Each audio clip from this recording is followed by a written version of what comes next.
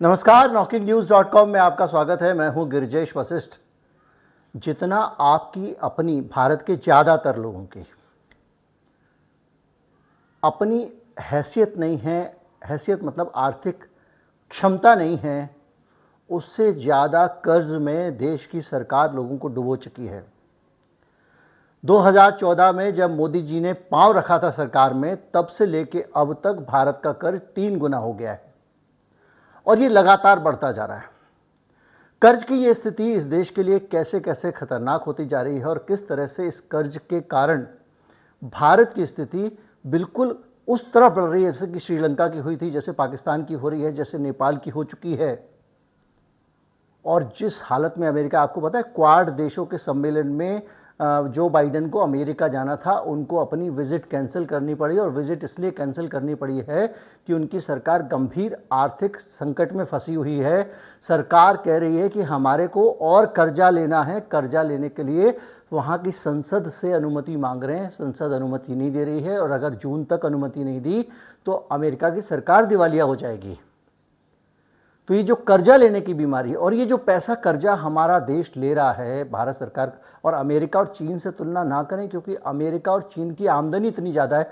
मैंने एक वीडियो में आपको समझाया था कि मान लीजिए अगले महीने आपका वेतन बढ़ने वाला है और गारंटी से बढ़ेगा, आपको पता है, तो आप थोड़ा ज़्यादा होम लोन भी ले सकते हो कि भाई हम अपनी ईएमआई चुका देंगे, लेकिन आपका नौकरी का भी भरोसा नहीं है। अगले महीने आपकी आमदनी बढ़ेगी या घटेगी ये पता नहीं है। अगले 1 साल की आमदनी बढ़ने के बराबर कर्जा आप ले चुके हो, तो ऐसे में तो स्थिति खतरनाक हो जाएगी ना। तो अमेरिका का केस वो है जिसकी आमदनी बढ़ना पक्का है कि आज नहीं तो कल, कल नहीं तो परसों बढ़ती जाएगी लगातार।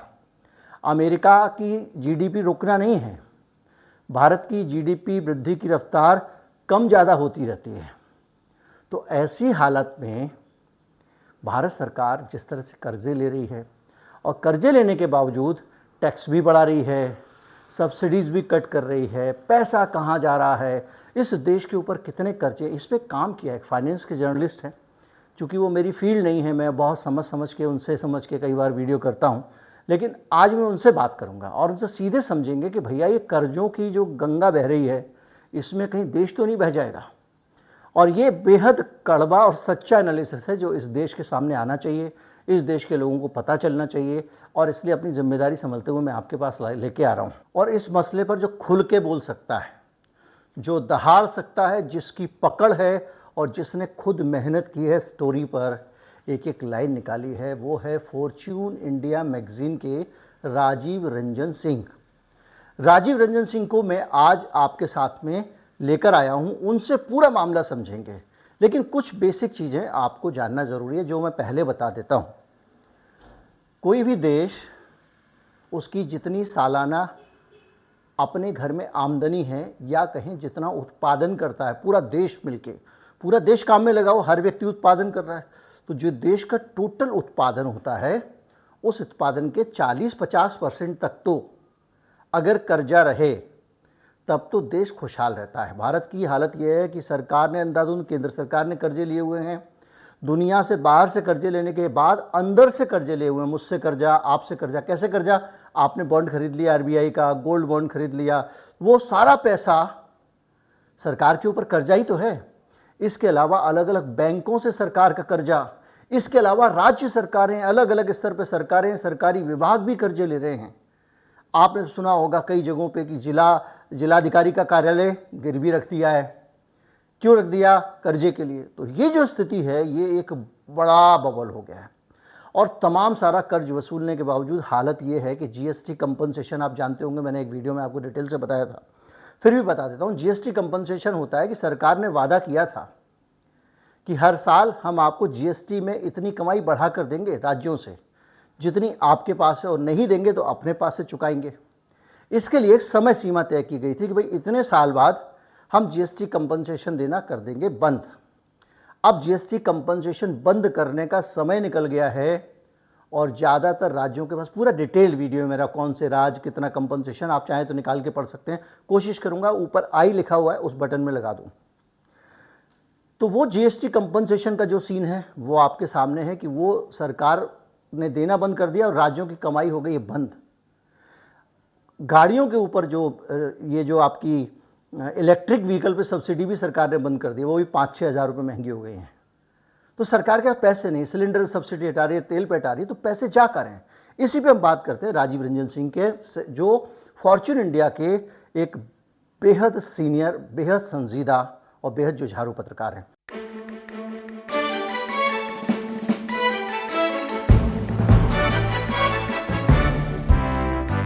तो हमारे साथ हैं फॉर्च्यून इंडिया मैगजीन के डिप्टी एडिटर राजीव रंजन सिंह, बेहद सिंसियर पत्रकार हैं आर्थिक मसलों पे, और वो किसी भी तरह से अपनी जिम्मेदारी पे कोई समझौता नहीं करते हैं। उन्होंने एक मेहनत से काम किया है और उसमें ये पता लगाने की कोशिश की है कि भारत के कर्ज की हालत क्या है, हम सब पे कितना कर्ज है। उनसे बातचीत शुरू करते हैं।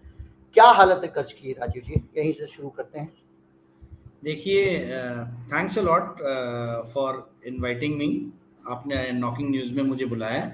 जहाँ तक बात है कर्ज की, तो इस बात को समझिए कि भारत जब आज़ाद हुआ 1947-48 से लेके 2013-14 तक भारत के ऊपर में सेंट्रल गवर्नमेंट की जो लाइबिलिटीज है, जिसका बहुत बड़ा हिस्सा एक पब्लिक डेट भी आता है, वो 55 लाख करोड़ पहुंची। यानी 0 से 55 लाख करोड़ 1947-48 से लेके 2013-14 तक। पर पिछले 9 सालों में, यानी 2014-15 से लेके 2022-23 तक, ये 56 लाख करोड़ से बढ़कर 155 लाख करोड़ हो गई है।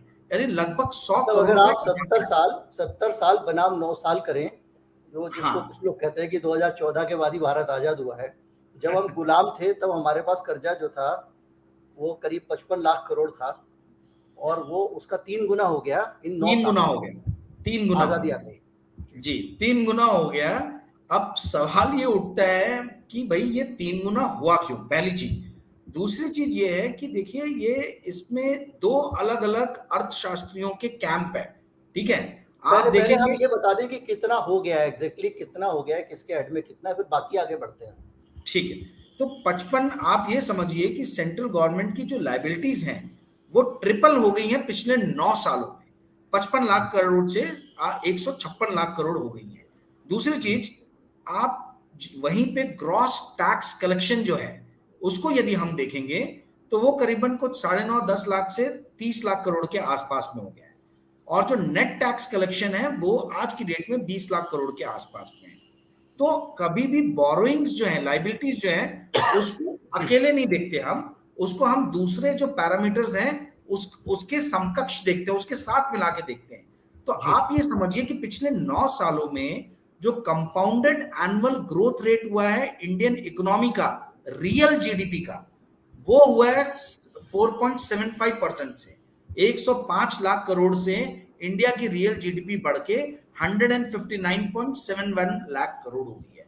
वहीं जो नॉमिनल जीडीपी जो है, अगर मोटा मोटा समझे, जीडीपी बढ़ी है 50%, कर्जा हो गया 3 गुना। हाँ, ये रियल जीडीपी।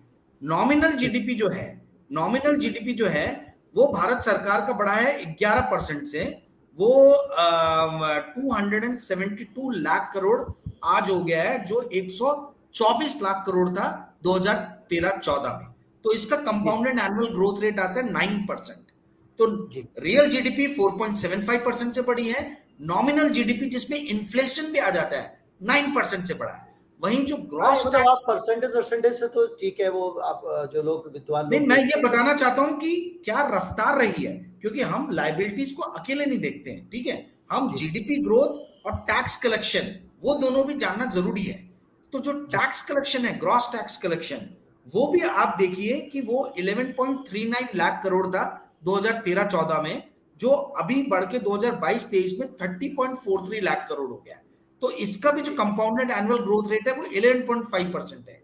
बट जो मेन देखने वाली बात है वो है सेंट्रल गवर्नमेंट की लाइबिलिटीज एंड बोरोइंग्स।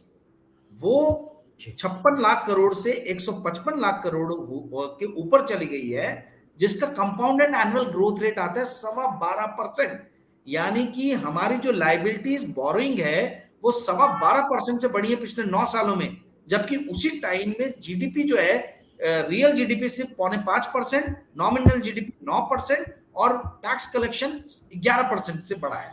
तो आप ये समझिए कि लायबिलिटीज बहुत रफ्तार से बढ़ रही हैं, उस रफ्तार से जीडीपी नहीं बढ़ रहा, उस रफ्तार से ग्रॉस टैक्स कलेक्शन नहीं बढ़ रहा। मतलब घर में कमाई वमाई थी नहीं, आप टीवी फ्रिज और जो है वो सोफा एसी सब ईएमआई पे ले आए हैं। अब ये समस्या ये होती जा रही है, आगे जाके कमाई नहीं बढ़ेगी तो क्या होगा। और कमाई बढ़ने के कारण जो टैक्स कलेक्शन आप बता रहे हैं, ये टैक्स कलेक्शन तो सरकार के हाथ में ना, सरकार लोगों के ऊपर टैक्स लादती जा रही है, इसलिए वो टैक्स की रफ्तार बढ़ रही है। और टैक्स इसलिए लाद रही है क्योंकि उसने कर्जा ले रखा है। एग्जैक्टली क्योंकि आप देखिए जीडीपी सरकार के हाथ में नहीं है, टैक्स सरकार के हाथ में। जी, आप देखिए इसी में मजे की बात है कि इसी दौरान जो कॉर्पोरेट टैक्स है वो 33% से घटा के 25% कर दिया गया है। तो कॉर्पोरेट्स को आपने रियायतें दी हैं। और मजे की बात आपको बताता हूं, भारत में 35 लाख रजिस्टर्ड कंपनीज हैं, पर जो टॉप 50 कंपनीज देखेंगे, टॉप 50 निफ्टी 50 कंपनीज जो हैं, इनका 2013-14 में प्रॉफिट था 2.26 लाख करोड़, जो बढ़ के 2022-23 में हो गया 5.93 लाख करोड़, जो तो ये 169% का ग्रोथ 9 साल में हुआ। पर वहीं यदि आप कॉर्पोरेट टैक्स देखने जाएंगे भारत सरकार का, कि भाई कॉर्पोरेट टैक्स जो है वो किस स्पीड से बढ़ा है, तो आपको ये समझ में आएगा कि कॉर्पोरेट टैक्स का जो स्पीड है, it has only gone up to 8.35 lakh crore. जो कॉर्पोरेट टैक्स हम लोग कलेक्ट करते थे, वो आज की डेट में 4.41 लाख करोड़ था 2012-13 में, जो आज बढ़ के 8.35 लाख करोड़ हो गया। यानी सिर्फ 89% से कॉर्पोरेट टैक्स बढ़ा है। वहीं दूसरी तरफ में निफ्टी 50, तो सिर्फ टॉप 50 कंपनीज है, उनका प्रॉफिट यदि हम देखेंगे तो 162% से बढ़ा है। तो आप ये समझिए कि भाई इतनी लाखों कंपनीज हैं जो टैक्स देती है इंडिया में, वो टैक्स देने के बावजूद भी उसकी स्पीड की रफ्तार ज्यादा नहीं है, क्योंकि आपने कॉर्पोरेट टैक्स के रेट्स को कम कर दिया है। वहीं जो बड़ी कंपनीज हैं उनके प्रॉफिट बढ़ रही है। इसका मतलब क्या हुआ? इसका मतलब ये हुआ कि बड़ी कंपनीज बड़ी होती जा रही हैं और छोटी कंपनीज जो है या तो लॉस में जा रही है, जिसके कारण कॉर्पोरेट टैक्स नहीं दे पा रही है, या वो गायब ही हो गई है। आप ये समझ लीजिए।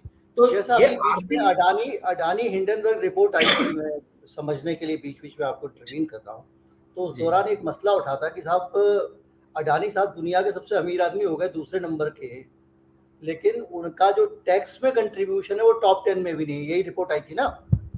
एग्जैक्टली। तो इसी तरह से हिंदुस्तान के जो बड़े बड़े कॉर्पोरेट हैं, ये टैक्स वैक्स कम देते हैं, मुनाफा इनका बढ़ रहा है, उनका मुनाफा दिख रहा है, बल्कि तरक्की इन्हीं की हो रही है। जो ऊपर का 5% है हिंदुस्तान में, सबसे ज्यादा आमदनी की ग्रोथ उसकी हो रही है। प्रोडक्ट भी महंगे वाले बिक रहे हैं, महंगी कारें, महंगे घर, महंगे टीवी, सब कुछ महंगा बिक रहा है। बाइक भी महंगी वाली बिक रही है, सस्ती वाली की बिक्री कम हो रही है, छोटी कार की बिक्री कम हो रही है। अमीरों की तरक्की बढ़ती जा रही है, उसके बावजूद जो टैक्स है वो अमीर कम दे रहे हैं। ये निचोड़ है ना?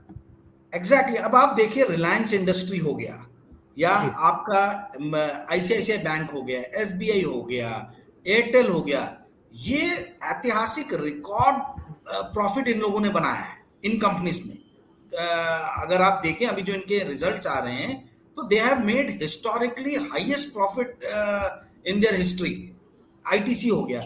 वहीं आप देखेंगे टैक्स कलेक्शन बढ़ रहा है, बट उस रफ्तार उस स्पीड से नहीं बढ़ रहा है जिस रफ्तार और स्पीड से प्रॉफिट बढ़ रहे हैं। तो फिर कहां गड़बड़ी हो रही है? एक गड़बड़ी ये हो रही है। अभी देखिए एयरटेल का पिछले दिनों एक मिनिमम टैरिफ उन्होंने बढ़ा दिया पूरे देश में, कि कम से कम इतना पैसा तो आपको देना पड़ेगा। सरकार चुपचाप बैठी रही।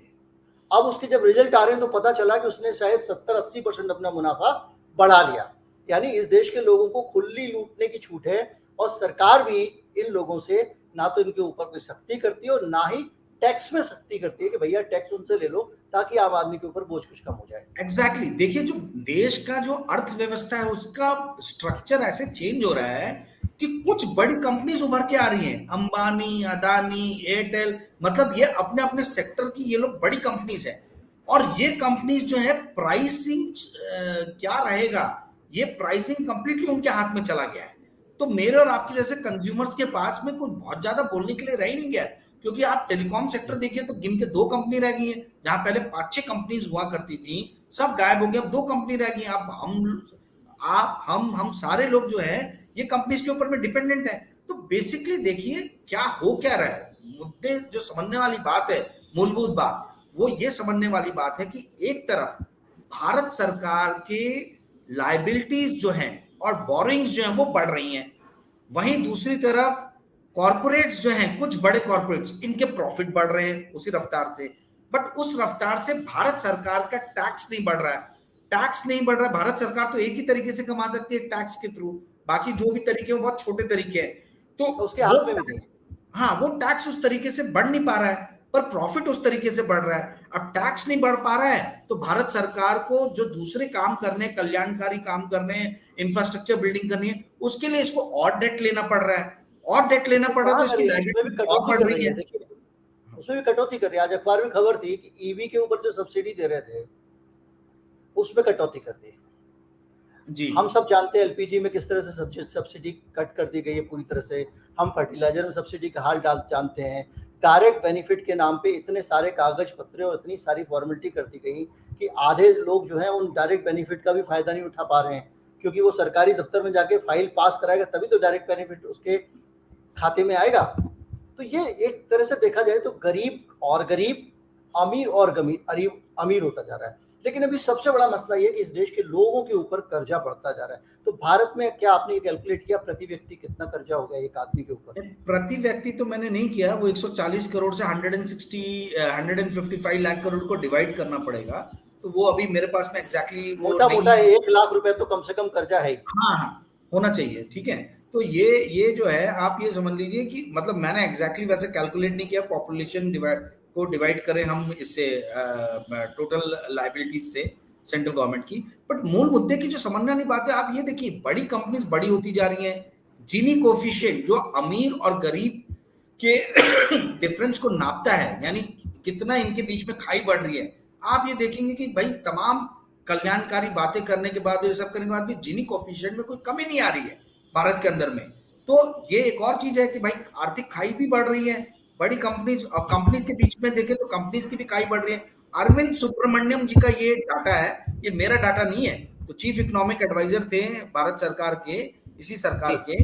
उन्होंने अभी कुछ दिनों पहले कहा कि लास्ट फाइनेंशियल ईयर में 48 लाख करोड़ भारत सरकार ने सब्सिडाइज राशन जो दे रहे हैं और जो दूसरी वेलफेयर स्कीम्स जो चला रही है भारत सरकार, उस पर खर्च कर दिया है। अब आप समझने वाली बात ये समझिए कि भाई भारत सरकार का बजट 35-36 लाख करोड़ के आसपास का था 2022-23 में।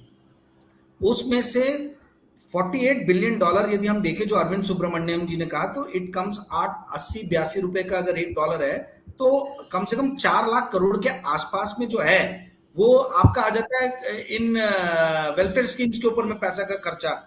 उसके अलावा ये देखिए जो इंटरेस्ट पेमेंट है, मेन मुद्दे जो समझने वाली बात है, भारत सरकार के बजट का 25% जो है वो इंटरेस्ट पेमेंट में चला जा रहा है। यानी जो खा पी के हम लोग पचा गए हैं उसमें हम लोग खर्चा कर रहे हैं। और मजे की बात मेरे ख्याल से भारत सरकार का 25% पहले या 18-19% का आंकड़ा था। और अगर आप देखें तो भारत सरकार का टोटल जीएसटी कलेक्शन जो है वो शायद 18% के आसपास है। और इसी तरह से टोटल इनकम टैक्स का कलेक्शन भी 17-18% के आसपास है। यानी इनकम टैक्स और जीएसटी, इनका जितना कलेक्शन भारत सरकार के पास आ रहा है उससे ज्यादा पैसा सरकार ब्याज में दे रही है, क्योंकि उसने अंधाधुंध कर्जे ले लिए। मैं इस पर थोड़ा सा आपको करेक्ट करूंगा दर्शकों के समझने के लिए। भारत सरकार का जो टोटल डायरेक्ट टैक्स कलेक्शन है वो लास्ट ईयर हुआ है। डायरेक्ट टैक्स में क्या आता है? इनकम टैक्स और कॉर्पोरेशन टैक्स, यानी जो कॉर्पोरेट टैक्स देते हैं। इनकम टैक्स हुआ है 8.15 लाख करोड़, 8.35 लाख करोड़, और कॉर्पोरेट टैक्स हुआ है 8.15, यानी दोनों मिला के 16.5 लाख करोड़ जो है वो डायरेक्ट टैक्स में कलेक्ट हुए हैं। जबकि वहीं जो सेंट्रल बैंक की लाइबिलिटी है वो 17.5 लाख करोड़ की हुई है। यानी कि 1 लाख करोड़ ज्यादा आपने बोरोइंग की है, ज्यादा लाइबिलिटी बढ़ाई है, पहली चीज। दूसरी चीज, टोटल टैक्स कलेक्शन जीएसटी भी लेने के बाद में जो स्टेट गवर्नमेंट्स को उनका हिस्सा दे देते हैं, वो हिस्सा यदि आपने निकाल दिया तो जो नेट टैक्स भारत सरकार का है वो नेट टैक्स कलेक्शन सिर्फ 20.5 लाख करोड़ का है। तो आप ये समझिए, अगर इसको और सरल करूं तो मेरे पास जो आंकड़े मेरे सामने खुले हुए हैं वो आंकड़े हैं बजट के, 2023 का जो बजट है उसके आंकड़े हैं। हाँ। और इस बजट के हिसाब से हमारे पास में गुड्स एंड सर्विस टैक्स में 16% का कलेक्शन है सरकार का। वो एक वृद्धि रुपए में होगी सर। 16 पैसे वहां से आ रहे हैं। अगर आप जो है इनकम टैक्स करें तो 15 पैसे आ रहे हैं, कॉर्पोरेट टैक्स में 15 पैसे आ रहे हैं, यानी 25 पैसे अगर आप केवल 1 रुपए में 25 पैसे अगर आप ब्याज चुकाने में खर्च कर रहे हो, तो आप एक तरह से देखा जाए तो इनमें से दो तरह के टैक्स हैं, या तो आप कॉर्पोरेट टैक्स मान लें या इनकम टैक्स मान लें। इन दो टैक्स मोटा मोटा मिला के 5% का अंतर पड़ रहा है, आप केवल ब्याज चुकाने में दे दे रहे हो। एक सिंपल तरीका आप समझ लीजिए, टोटल टैक्स कलेक्शन, चाहे कॉर्पोरेट टैक्स हो, इनकम टैक्स हो, जीएसटी हो, सारे भारत सरकार के टैक्सेस मिला के जो कलेक्शन हुआ है रिवाइज्ड एस्टिमेट 2022-23 के बजट के हिसाब से वो 20.7 लाख करोड़ के आसपास में हुआ है। वहीं पे जो इंटरेस्ट पेमेंट में जो पैसे निकाल दिए इन्होंने, इंटरेस्ट पेमेंट में वो 9.5 या 10 लाख करोड़ के बीच के आसपास का कहीं है, ठीक है। तो यानी जो टोटल टैक्स कलेक्शन भारत सरकार का हुआ है उसका 50% जो है वो तो सिर्फ आपके इंटरेस्ट पेमेंट में जा रहा है। 50% जो टैक्स कलेक्शन हुआ उसका, और बजट का टोटल 25%। तो आप ये समझिए कि अगर 50% भारत सरकार अपनी कमाई का सिर्फ पुराने जो लोन्स लिए हैं उसके इंटरेस्ट पेमेंट में दे रही है, तो शिक्षा पे, हेल्थ केयर पे, इंफ्रास्ट्रक्चर पे, इन सब पे खर्चा करने के लिए पैसा कहां से आएगा? उसके लिए इनको और ज्यादा कर्जा लेना पड़ रहा है, और ज्यादा कर्जा लेना पड़ रहा है। और सबसे बड़ी बात है, इस बारे में कोई बात नहीं कर रहा। अब ये कैसे एक विस्फोटक स्थिति हो सकती है, इस चीज को आप समझिए। देखिए 2008 के बाद से इंटरेस्ट रेट ग्लोबली नीचे आए आफ्टर ग्रेट फाइनेंशियल क्राइसिस जो यूएसए में हुआ था, सब प्राइम क्राइसिस भी जिसको बोलते हैं, उसके कारण कंटिन्यूसली इंटरेस्ट रेट नीचे आए। तो हमारे पास में पिछले दशक में 2010 से 2020 के बीच में इंटरेस्ट रेट जो नीचे के उसका बेनिफिट था, पर 2022 के यूक्रेन वॉर के बाद से आप देखिए पूरे दुनिया में इंटरेस्ट रेट ऊपर जा रहे हैं। तो अब हमारे पास में वो बेनिफिट भी नहीं है। तो जब इंटरेस्ट रेट बढ़ेगा तो स्वाभाविक सी बात है कि इंटरेस्ट आउटगो जो है वो भी बढ़ जाएगा। अब आप एक चीज समझिए, 2013-14 में पिछले बजट में भारत सरकार के जो टोटल बजट था उसमें 1 रुपए में 20 पैसे इन्होंने इंटरेस्ट चुकाया था।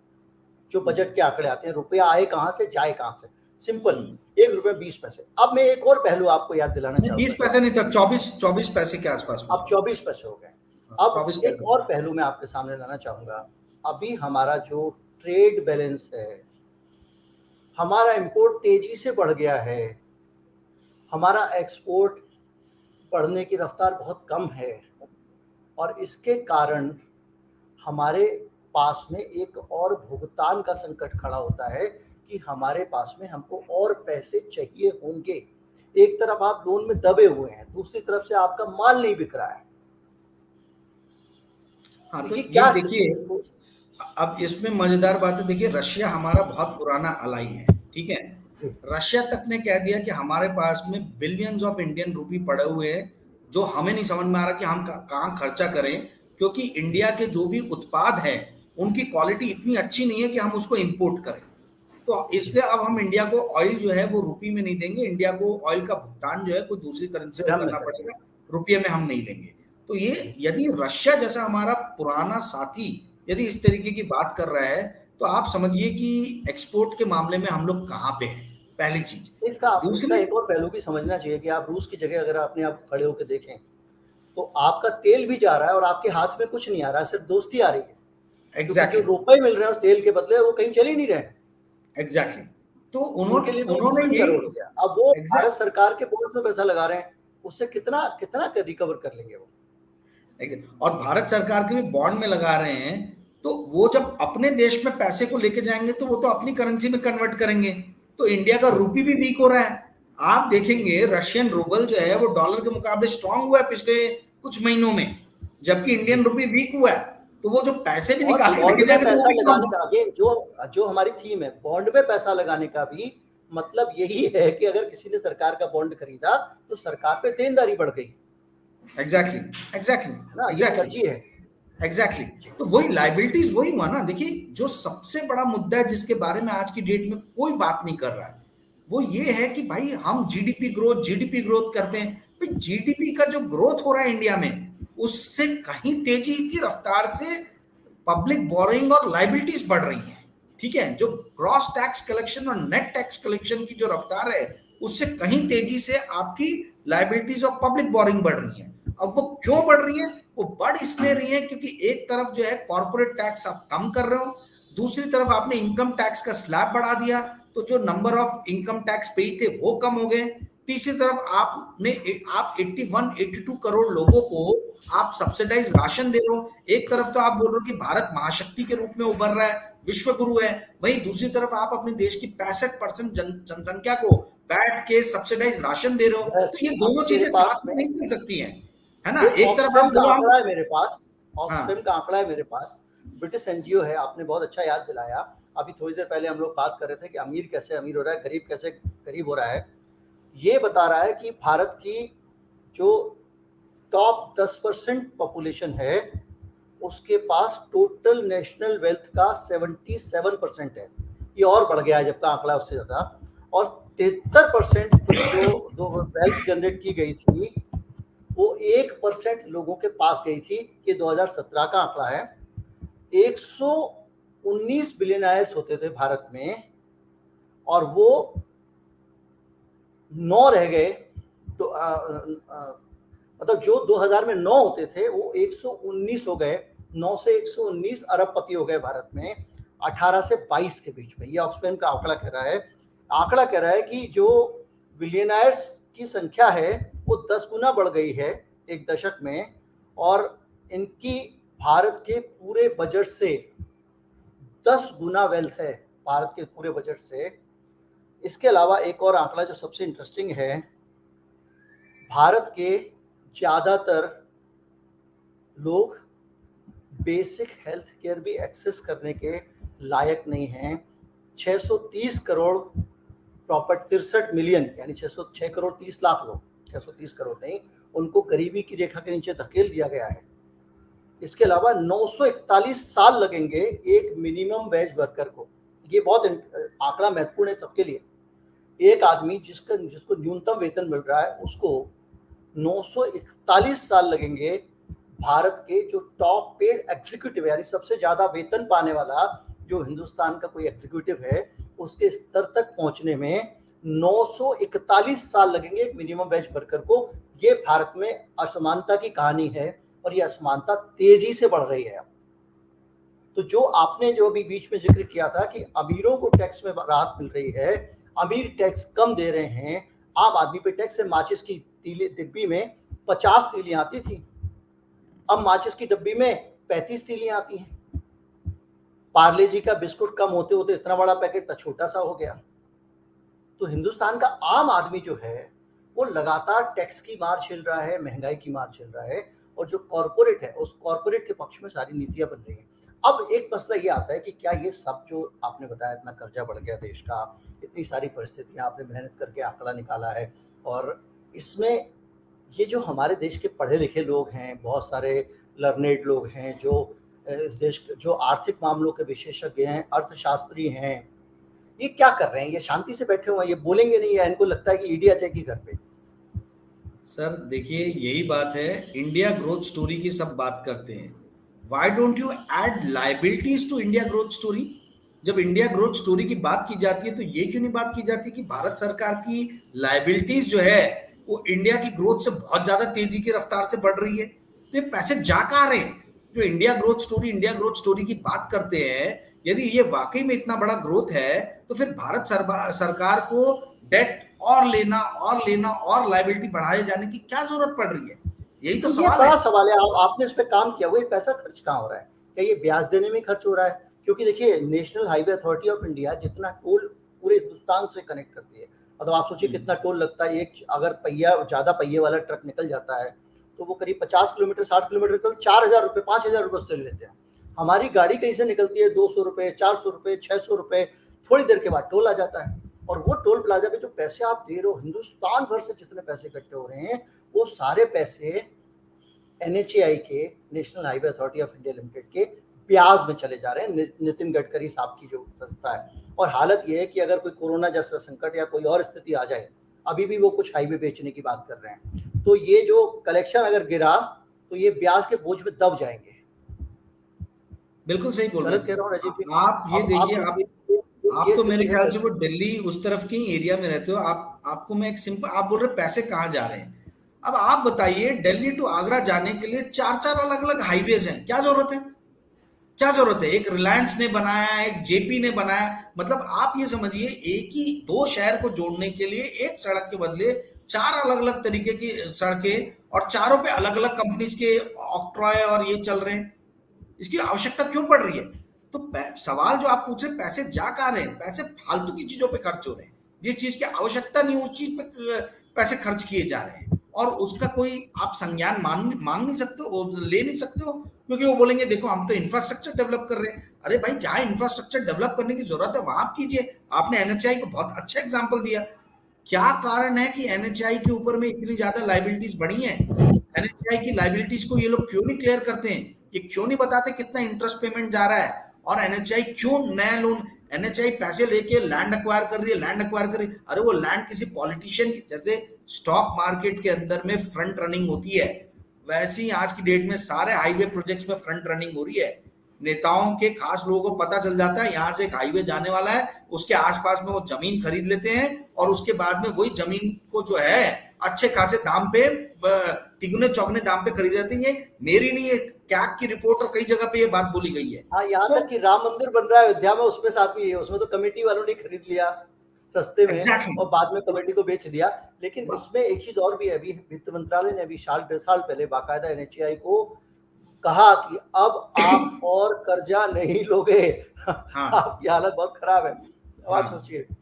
नितिन गडकरी जी का आपने नाम लिया। देखिए, इन लोग को बोरिंग्स, मतलब इनको अपने आर्थिक संसाधन खुद जुटाने की जरूरत है।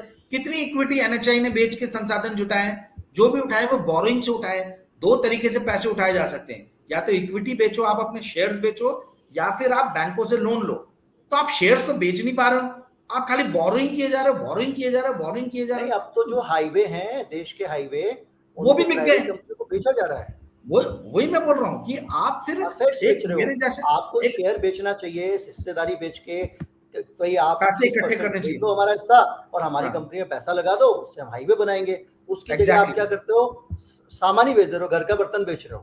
भाई अडानी एग्जैक्टली, भी तो घर का, उसकी तो बर्तन भांडे बेचने की नौबत आ गई है, लेकिन वो क्या कर रहा है? वो घर का सामान नहीं बेच रहा है, वो केवल हिस्सेदारी बेच रहा है, जिस तरह भी जुगाड़ करके वो बेच सकता है। कोई ऐसा एग्जैक्टली। थोड़ी होता है, आदमी को हिस्सेदारी बेच के अपने संसाधन जुटाने चाहिए। उसकी जगह आप जो है वो देश के असेट्स ही बेचे जा रहे हो। तो ये एग्जैक्टली। अब बताइए कि आप जो देखिए, सवाल था मेरा वो खो गया कि इस देश के जो बड़े-बड़े लोग हैं, आर्थिक मामलों के विशेषज्ञ हैं, हर पार्टी के लोग हैं, कांग्रेस पार्टी में भी हैं, बीजेपी में भी हैं, अलग-अलग जगहों के इस देश का बुद्धिजीवी तबका है, बड़े-बड़े नाम, मोंटेक सिंह अहलूवालिया, ये वो कितने सारे नाम होते थे। ये सब लोग देखिए मैं कहाँ आप हाइबरनेशन में चले गए? नहीं नहीं, मैं आपको बताता हूँ, मैंने मोंटेक सिंह आलूवालिया जी से परसों ही काफी लंबी बात की। वो भी काफी चिंतित है। उन्होंने बताया कि भाई जो फाइनेंशियल स्टेबिलिटी रिपोर्ट के अंतर्गत हमने कहा था कि 60% से ज्यादा डेट टू जीडीपी रेशियो नहीं बढ़ना चाहिए, और हमारी सरकार 65% से ज्यादा, हमारी सरकार ने वो पूरी तरीके से कोशिश किया था कि 65% बढ़े नहीं। अभी ये 85% हो गया है, 9 सालों में 20% बढ़ गया।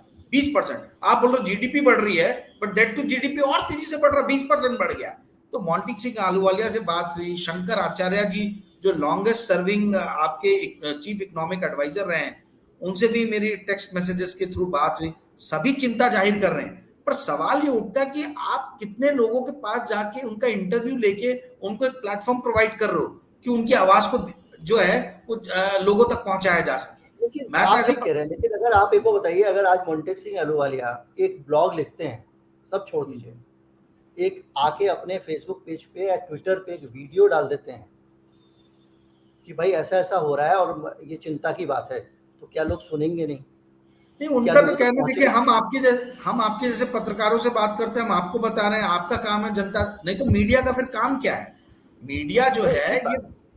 ये पॉलिसी मेकर्स और जनता के बीच में एक सेतु बनाने का काम करती है। तो नहीं, लेकिन हमारे मीडिया जैसे जिस लोगों से, दौर में गुजर रहा है, जिस दौर में मीडिया गुजर रहा है, उसमें तो आप उम्मीद भी नहीं कर सकते आज के दौर में कि वो जो है वो सरकार की कुछ शॉर्टकमिंग्स के बारे में बात भी करेगा। उसको उससे तो उम्मीद एग्जैक्टली। करिए कि आपकी खबर को दबाए वो तो अब आजकल खबरें दबा रहा है।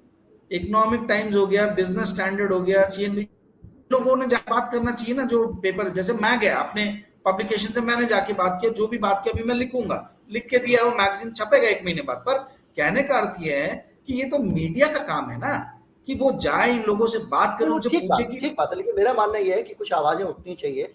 मीडिया अगर नहीं जा रहा है, उनको प्रेस कॉन्फ्रेंस भी बुला सकते हैं, बहुत सारे तरीके हैं। लेकिन अगर आप एक देश इतनी खतरनाक स्थिति, ये कोई हम जो बातें कर रहे हैं आंकड़ेबाजी और इंटरेस्टिंग बात, केवल ये मनोरंजन की बातें नहीं है। ये जो कर्ज का संकट है, बहुत बड़ा संकट है। Exactly. ये ऐसी स्थिति है कि कल के दिन, परसों के दिन मेरे आपके घर तक पहुंच जाएगा अचानक। अभी आप मुझे बताइए इसमें आप जो है आपका रोटी पानी किस चीज में क्या हो जाएगा, आप भी सोच सकते हो। आप वही बता देखा है, कर्ज का संकट था, कर्ज चुकाने के लिए उनके पास पैसे थे लेकिन डॉलर नहीं थे बस। एग्जैक्टली। अभी इनका के पास में सिर्फ डॉलर नहीं थे। क्या हालत हुई है उनकी, हम सबने देखा है। 100 गुना रेट में, 200 गुना रेट में चीजें बिकी है वहां पे। 3 रुपए किलो की चीज 300 रुपए किलो खरीदी है। तेल, पेट्रोल, डीजल कुछ था ही नहीं। तो ऐसी स्थिति आने से जरूरी है कि इस पे बात की जाए। एग्जैक्टली। अभी इसमें जो सबसे ज्यादा सफर करने वाले हैं गिरिजेश जी, वो ये समझिए, वो मिडिल क्लास है इस देश का। हम लोग साबुन से लेके जो आपने बोला माचिस की तिल्ली तक, सब पे जीएसटी पे कर रहे हैं। हम लोग की सैलरी आती है, उसके पहले टीडीएस कट जाता है, इनकम टैक्स कट जा रहा है। हम लोग यदि कार से कहीं घूमने निकल रहे तो ये पे कर रहे हैं, अपना टोल टैक्स पे कर रहे हैं। तो इस देश का जो मिडिल क्लास है वो तो आर्थिक बोझों से दबे जा रहा है, और उसके बाद नौकरी जाने का डर। कभी भी ये कॉर्पोरेट जो कभी भी नौकरी काट रहे हैं, मतलब कोई आपकी कोई पक्की नौकरी तो है नहीं भाई, कभी भी नौकरी जा सकती है। तो इस देश में खबर पढ़ता हूँ कि आज इस बड़ी कंपनी ने 25 लोग को निकाल दिया, आज इस बड़ी कंपनी ने 500 लोग को निकाल दिया, आज इसने 250 लोगों को निकाल दिया, बड़े बड़े इंटरनेशनल ब्रांड। एग्जैक्टली। टैक्स का हाल ये है कि आप सोचिए, देखिए मकान आप खरीदें तो आप टैक्स में एक एक चीज, सीमेंट से लेके हर चीज पे टैक्स, जमीन पे टैक्स, फिर नगर निगम का टैक्स, और उसके बाद आप रजिस्ट्रेशन कराने जाते हैं तो वहां पे आप पैसे देते हैं 15%, किसी स्टेट में 20% भी है। अगर आप वाहन खरीदने जा रहे हैं तो कोई मुझे बता रहा था कि फॉर्च्यूनर गाड़ी में करीब 50% से ज्यादा उसके ऊपर टैक्स लगा होता है। वही गाड़ी विदेश में भेजी जा रही है 30% 40% कम दाम पे, भारत में बिक रही है 30% 40% ज्यादा दाम पे। पेट्रोल पे देखिए कितना टैक्स है। आप जो अब तो पहले आटा, गेहूं, रोटियां बख्श दी जाती थी, अब तो उनपे भी टैक्स है। देखिए सबसे ज्यादा जो पिस रहा है, सबसे ज्यादा मिडिल क्लास पिस रहा है। सबसे ज्यादा इस देश में मिडिल क्लास पिस रहा है, और मिडिल क्लास की कुछ सुनवाई नहीं है। हम जाए कहां, किसके पास जाए? तो ये क्योंकि मिडिल क्लास को कोई एक लीडर अभी जो है सीधे अपना मिनिमम टैरिफ बढ़ा दिया, एयरटेल ने भी हाल में सीधे अपने मिनिमम टैरिफ बढ़ा दिया। ये किस पे मार पड़ेगी? जो आपका तेल का दाम इंटरनेशनल मार्केट में सस्ता हो गया, इंपोर्ट सस्ता हो रहा है तेल, आपको तेल महंगा मिल रहा है। सरकार को बोलना पड़ा भैया कुछ कम कर लो, तो उन्होंने कम कर दिया। पहले क्यों नहीं कम किया? एक्शन होना चाहिए था। एग्जैक्टली। तो ये सवाल, अब ये बताइए कि ये जो पूरी तस्वीर जो हम बात कर रहे हैं, इतने ज्यादा डेट होने का किसी एक देश के लिए ज्यादा मतलब, तो इतनी क्या परिस्थिति हो सकती है हमारे लिए अब आने वाले समय में कि कहां लड़खड़ाए तो गड़बड़ होगी? देखिए इसमें दो जगहों पे मुझे थोड़ा सा डर लग रहा है। एक तो ये है कि वैश्विक स्तर पे, ग्लोबल लेवल पे इंटरेस्ट रेट बढ़ रहे हैं, ठीक है। तो ये जब इंटरेस्ट रेट बढ़ रहे हैं तो कोई इंडिया मतलब अछूता नहीं रहेगा, अलग नहीं रहेगा। ये ग्लोबल लेवल पे इंटरेस्ट रेट बढ़ रहे हैं, तो भारत सरकार को भी जो बॉन्ड इशू करने पड़ेंगे वो हायर रेट्स पे करने पड़ेंगे, तो ज्यादा इंटरेस्ट पेमेंट जाएगा। तो ये जो आज 25% ऑफ द टोटल बजट जा रहा है इंटरेस्ट आउटगो में, मुझे ऐसा लगता है कि और बढ़ेगा। तो यदि ये बढ़ेगा तो कल्याणकारी नीतियों के लिए पैसे कहां से आएंगे, वहां पे इंपैक्ट आएगा, पहली चीज। दूसरी चीज, ये जैसे जैसे कर्जा बढ़ेगा फिस्कल डेफिसिट बढ़ेगा। आज शंकर आचार्य जी ने कहा कि रिकॉर्ड हाई फिस्कल डेफिसिट है। तो ये जो फिस्कल डेफिसिट जो बढ़ रहा है भाई, उसका असर तो भारत के रुपए पे नजर आएगा ना। रुपया यदि कमजोर होगा, आप थोड़ा समझा दीजिए कि फिस्कल डेफिसिट क्या होता है, क्योंकि लोगों को फिस्कल डेफिसिट समझ में नहीं आता। ये कोई होता होगा, कुछ एलियन टर्म है, कुछ पढ़े लिखे लोग समझ जाते हो, कुछ होता होगा। एक्चुअली क्या होता है फिस्कल डेफिसिट, एकदम सरल भाषा में, अगर 12-10 साल के बच्चे को आपको समझाना हो तो? जैसे एक घर के अंदर में होता है कि आमदनी आती है और खर्चा होता है, वैसे ही एक देश में भी होता है। सरकार को टैक्स के द्वारा आमदनी आती है और सरकार जो है वो खर्चा करती है अलग अलग चीजों पे। तो जो आमदनी आ रही है और जो वो खर्चा कर रही है, इसके बीच का जो फासला है, खाई है, उसको डेफिसिट बोलते हैं, ठीक है। तो फिस्कल मतलब क्या, आपकी कितनी कलेक्शन कितना आया, बोरिंग कलेक्शन कितना आया, और आपने एक्सपेंडिचर कितना किया। तो कलेक्शन यदि कम है, एक्सपेंडिचर ज्यादा है, तो इसके बीच की खाई को नापने के लिए आप बोरोइंग करोगे। तो ये जो बोरोइंग करोगे, ये बेसिकली फिस्कल डेफिसिट के कारण है, यानी खाई के कारण है। यानी मतलब सीधे से ये है कि आपके घर में आपको तनख्वाह मिलती है 5,000 रुपये, आपका खर्चा हो गया 8,000 रुपए, तो 3,000 का आपको हो रहा है नुकसान, तो आप 3,000 की भरपाई कर्जा लेके कर रहे हो। हाँ, और ये कर्जा फिस्कल लेने के कारण और ज्यादा आपका खर्चा बढ़ रहा है क्योंकि आपको ब्याज देना पड़ रहा है, यही ना? एग्जैक्टली जी। तो ये जो है डेफिसिट बढ़ेगा तो इंडिया की रुपी भी वीक होगी। इंडिया की रुपी वीक होगी तो हम लोग एक इंपोर्ट ओरिएंटेड नेशन है, तो इंपोर्ट हम करेंगे तो तेल से लेके गोल्ड तक हर चीजें जो हम इंपोर्ट करते, खाने का तेल, पेट्रोल, डीजल, सारी चीजें महंगी होंगी क्योंकि रुपया अपना। दालें लोग बड़े मजे से कहते हैं हमको तो कानपुर की अरहर चाहिए, हमको नागपुरी पटका दाल चाहिए, महाराष्ट्रियन तुअर चाहिए। आप जो खरीदते हैं महाराष्ट्रियन तुअर, कानपुरी अरहर, ये कुछ भी भारत में नहीं होते हैं। इनमें से बड़ी संख्या में आपको अफ्रीका से दालें आ रही हैं, जिसको आप कानपुर की समझ के खा रहे हैं। एग्जैक्टली तो बहुत ज्यादा विदेशों पर निर्भर। तो ये सारी चीजें महंगी हो जाएंगी। तो पहला तो ये डर है मेरे को। दूसरा डर है कि साहब देश में नौकरियां कम होंगी यदि ऐसा होगा तो, और नौकरियां कम होंगी, हम देख भी रहे हैं कि नौकरी लोग निकाले जा रहे हैं, मतलब प्राइवेट सेक्टर में उस रफ्तार से भर्ती नहीं हो रही है। एक आंकड़ा आपको देता हूं, पैंडेमिक के पहले 3 करोड़ लोग इस देश के अंदर में बेरोजगार थे, जो आज बढ़ के 4 करोड़ हो गए हैं, ठीक है, ऑर्गेनाइज सेक्टर में। अनऑर्गेनाइज का तो आप छोड़ दीजिए, पहली चीज। दूसरी चीज, मैन्युफैक्चरिंग सेक्टर के अंदर में जो 2013-14 तक जो 16 से 18% जीडीपी को कंट्रीब्यूट करता था, आज वो घट के 12 से 13% हो गया है। मैन्युफैक्चरिंग सेक्टर में जो एम्प्लॉय 12.5% हुआ करते थे टोटल वर्कफोर्स का, आज वो घट के 11.5% के नीचे चले गए हैं। सबसे बड़ी आप जो दुख की बात है वो ये है कि अर्बन इंडिया में अभी सीएमआई की रिपोर्ट आई है अप्रैल 2023 में, उसके हिसाब से अर्बन इंडिया में यानी भारत के शहरों में हर 10 में से एक युवक जो है वो बेरोजगार है, जो अनएम्प्लॉयमेंट रेट है 9.8% है। जी, तो आप आंकड़ा खत्म कर लेंगे तो मैं बेरोजगार का मतलब बहुत स्पष्ट करना चाहूंगा। जी, तो हर 10 में से एक आदमी बेरोजगार है। तो आप ये समझिए कि एक तरफ बेरोजगारी बढ़ रही है, दूसरी तरफ महंगाई बढ़ रही है। ये जो बेरोजगार है, जो 10 में से एक आदमी बेरोजगार है, इसका मतलब क्या है ये भी समझ लीजिए। जी, वो जो एक आदमी है ना, उस आदमी को उस काम के लायक होना चाहिए, पहली शर्त। तो सरकार की बेरोजगारी की परिभाषा है, अगर एक आदमी बेरोजगार प्लम्बर है तो उसको प्लम्बिंग का काम आना चाहिए, पहली चीज। दूसरी चीज, काम आने के बाद उसको काम मांगने जाना चाहिए। और तीसरी चीज, उसको काम ना मिले तब उसको बेरोजगार माना जाएगा उसको, और वो उसको भी बेरोजगार नहीं माना जाएगा कि जो आदमी कह रहा है भाई मैं तो प्लम्बर हूं लेकिन मैं काम करने नहीं जा रहा हूं, मैं तो घर पे बैठा हुआ हूं, उसको बेरोजगार नहीं माना जाएगा। तो जो लोग कहीं ना कहीं रजिस्ट्रेशन कराते हैं अपनी बेरोजगारी का, अपनी बेरोजगारी को एक्सप्रेस करते हैं और स्किलफुल होते हैं, उनको बेरोजगारी के आंकड़ों में शामिल किया जाता है। तो जो देश के बेरोजगारी के आंकड़े आपको मिल रहे हैं, वो आंकड़े भी इस बात के आंकड़े हैं कि आपको काम आता है, और जो काम आता है उसकी आप नौकरी मांगने गए और वो नौकरी आपको नहीं मिली, तब आप बेरोजगार माने जाएंगे। एग्जैक्टली अभी देखिए, अगर आप तो इस तरह से देखें कि आप मान लीजिए थक गए, आपको काम नहीं मिला, आप बैठ गए, अगले साल सरकार आपको बेरोजगार में नहीं गिनेगी।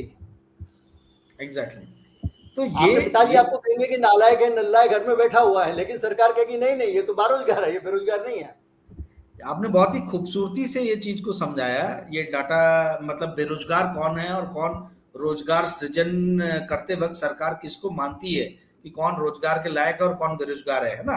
पर आप इस चीज को समझिए, देखिए, एक तरफ सेंट्रल गवर्नमेंट की लायबिलिटीज बढ़ रही हैं, दूसरी तरफ कॉर्पोरेट इंडिया का प्रॉफिट बढ़ रहा है, तीसरी तरफ मध्यम वर्ग के ऊपर में टैक्सेस बढ़ रहे हैं, पर चौथी तरफ गवर्नमेंट का टैक्स कलेक्शन उस रफ्तार से नहीं बढ़ रहा जिस रफ्तार से सेंट्रल गवर्नमेंट की लायबिलिटीज बढ़ रही है, बोरिंग्स बढ़ रही है। पांचवी तरफ बेरोजगारी बढ़ रही है, ठीक है। तो आपने छठी तरफ आर्थिक खाई जो है अमीर और गरीब के बीच में वो बढ़ती जा रही है। तो आपने जो मेरे से, और महंगाई बढ़ रही है, जो आपने मेरे से एक बेसिक क्वेश्चन पहले पूछा था कि भाई इंडिया की इकोनॉमी किस तरफ जा रही है, आप उसको कैसे देखते हैं, तो उसके अंतर्गत मैंने आपको ये 5-6 चीजें बताई कि ये। और अच्छा, दूसरा आपने रोजगार बेरोजगार का भी बहुत खूबसूरती से बताया। जो लेबर पार्टिसिपेशन है वो 46% हुआ करता था पेंडेमिक के पहले, जो अब घट के 40% के नीचे हो गया है।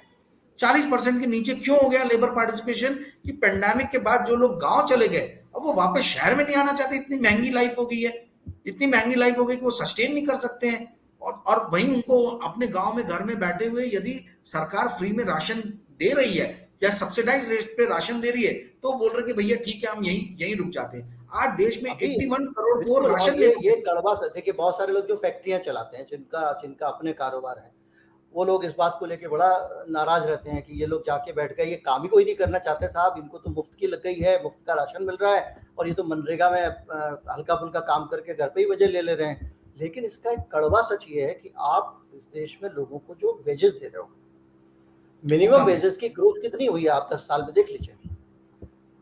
ज्यादातर जो सिक्योरिटी गार्ड हैं उनसे अगर आप पर्सनली पूछिएगा तो घर में उनकी खेती बाड़ी है, सब लोग खेती में काम नहीं कर सकते, तो इसलिए वो यहाँ आ गए हैं।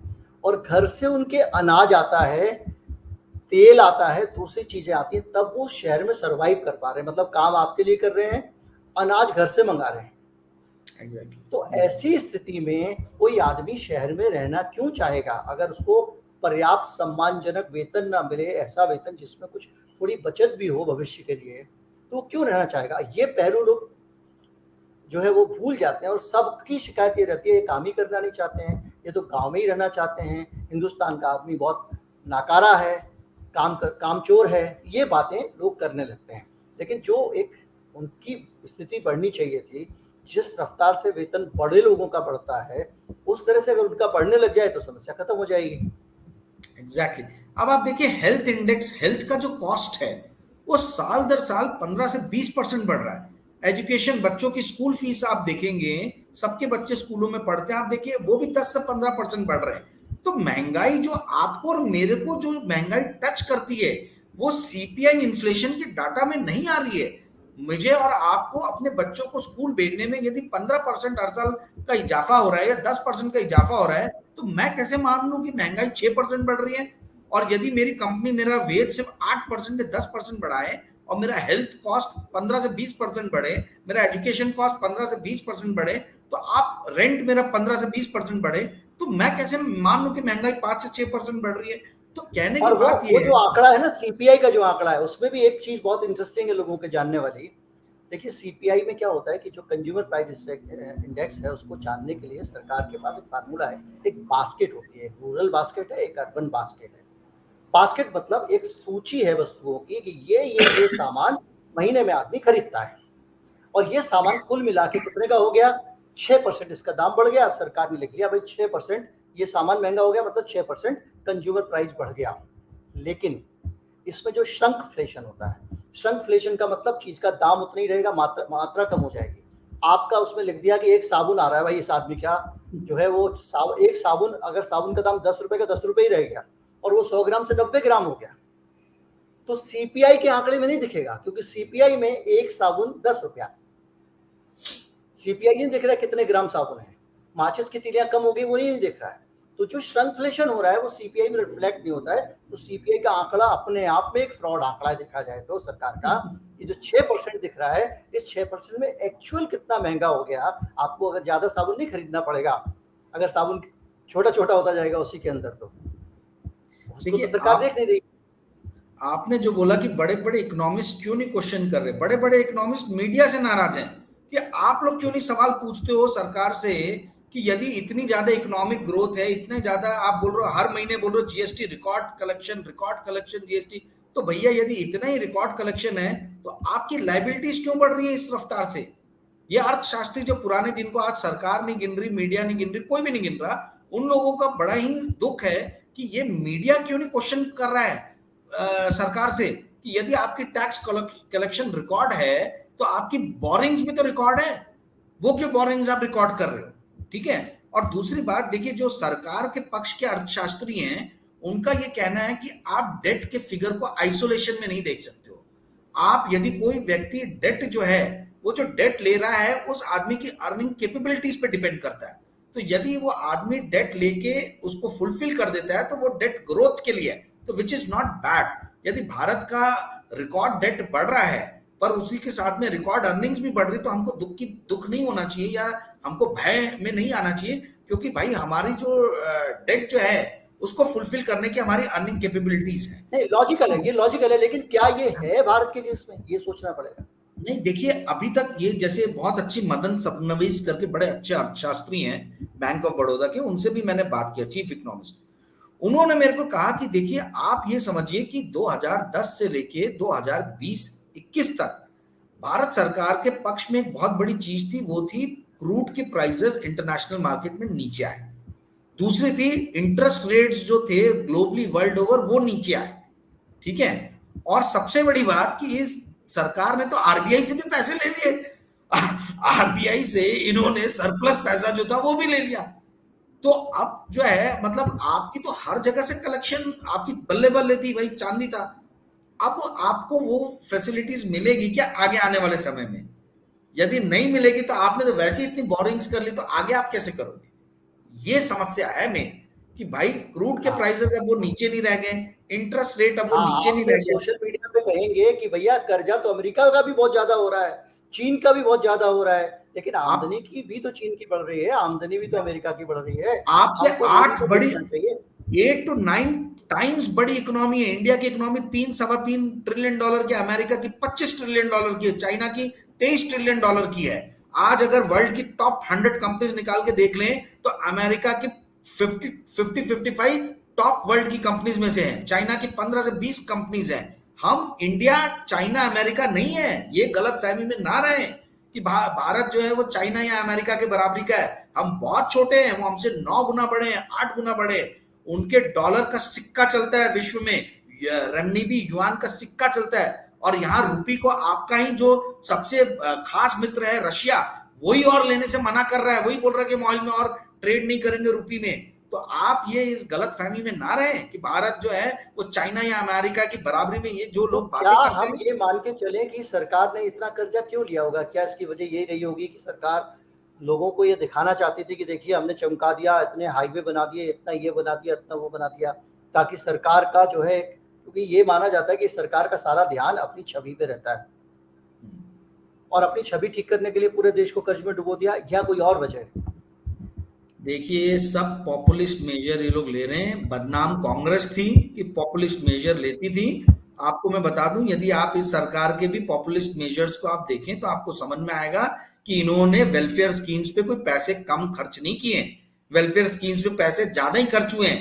पर अब मीडिया में या कोई दूसरी जगह में लोग बातें नहीं करते। कांग्रेस के टाइम में कोई 81-82 करोड़ लोगों को बैठा के सब्सिडाइज राशन नहीं दिया जाता था। कांग्रेस के टाइम में कोई कॉर्पोरेट टैक्स जो बड़ी कंपनीज हैं उनका 33% से घटा के 25% नहीं कर दिया गया था। ये अभी हो रहा है, पर अभी कोई इस बारे में बात नहीं कर रहा। अभी लोग shining India, India economic growth, ये सब की बातें कर रहे हैं। तो सवाल ये उठता है कि क्या हम सही सवाल उठा रहे हैं? क्या हम सही मानकों पे ध्यान दे रहे हैं? क्या हम सही इकोनॉमिकल टर्म्स में बात कर रहे हैं? क्या हम वो अर्थशास्त्री जो ट्रेडिशनल बोल के जिनको आज की डेट में साइड कॉर्नर कर दिया गया है, उनके विचारों को हम मेन स्ट्रीम मीडिया में ला रहे हैं कि भाई डेट टू जीडीपी रेशियो जो इंडिया का इतना फास्ट ग्रो हो रहा है उस पर हमको कुछ काम करना चाहिए? और क्या हम इस चीज को समझने की कोशिश कर रहे हैं कि भारत चाइना या अमेरिका नहीं है जो हम हर बात में चाइना या अमेरिका से अपनी तुलना करें? यदि करना है तो हमको भी उनके साइज का इकोनॉमिक ग्रोथ और उस लेवल की तो क्या आपको कारण क्या लगता है? जो मैंने कहा कि पीआर वाला ही कारण है या कुछ और भी कारण हो सकता है? नहीं देखिए, अपनी छवि चमकाने वाला ही कारण है या कोई और कारण हो सकता है पॉलिटिकल कारण के अलावा? पॉलिटिकल कारण तो है ना, पॉलिटिकल माइलेज ले रहे हैं वो लोग पॉलिटिकल माइलेज। आप ये इस बात को समझिए, वेलफेयर क्या अपनी छवि चमकाने के लिए, और सरल करें तो अपनी छवि चमकाने के लिए इन्होंने दुनिया भर के कर्जे ले लिया, और उसको जो कर्जा लिया उसमें से भी मोटा मोटा पैसे अडानी अंबानियों के पास चला गया। अब ये अडानी अंबानी के पास गया कि नहीं गया? एक अडानी अंबानी एक इंस्टीट्यूशन है, एक व्यक्ति नहीं है। हाँ, मतलब आप ये समझिए, कॉर्पोरेट इंडिया को इन्होंने कॉर्पोरेट टैक्स कम करके कॉर्पोरेट इंडिया को बहुत बड़ा बेनिफिट दिया एक तरफ। दूसरी तरफ आप 80 करोड़ 81 करोड़ जनता को सब्सिडाइज राशन दे रहे हो, पर इन दोनों के बीच में जो पिस रहा है वो है मिडिल क्लास, मैं और आप। जो हम लोग टोल टैक्स से लेके तो मेडिकल से लेके हेल्थ बिल से लेके बच्चों की एजुकेशन से लेके अपने इनकम टैक्स तक, हर चीज पे हमारे बुरी तरीके से असर पड़ा है। तो ये जो कॉर्पोरेट्स एनपीए कर रहे हैं उनका बोझ, और ये जो सब्सिडाइज राशन गरीब तबकों को दिया जा रहा है उसका बोझ, ये पूरा बोझ जो 3% टैक्स पेइंग जनता इस देश की, 3 से 4%, उनके ऊपर में आ रहा है। और उनके बारे में कोई सोच नहीं रहा, क्योंकि वो मेन वोट डालने वाले लोग नहीं है, वो मेन वोट डालने वाले लोग नहीं है। तो आप फिर आज आप देखिए एजुकेशन लोन महंगा हो रहा है, होम लोन महंगा हो रहा है, आप देखिए हेल्थ सर्विसेज महंगी हो रही है। तो भाई इसमें फंस कौन रहा है? जो टैक्स पे कर रहा आदमी, जिसके दम पे पूरा देश चल रहा है, वही आदमी तो सबसे बुरी तरीके से पिस रहा है। उसको कहाँ राहत दे रहे हो आप? उसको कहा ये सेंट्रल बहुत बहुत गवर्नमेंट। थैंक यू, बहुत बहुत शुक्रिया आपका राजीव जी, बहुत अच्छी जानकारी आपने जुटाई है। और हमारे इंतजार रहेगा कि आपकी स्टोरी जब फॉर्च्यून में छपती है तो हम ज़्यादा और तफसील से उसके आंकड़े पढ़ पाएंगे फॉर्च्यून इंडिया में।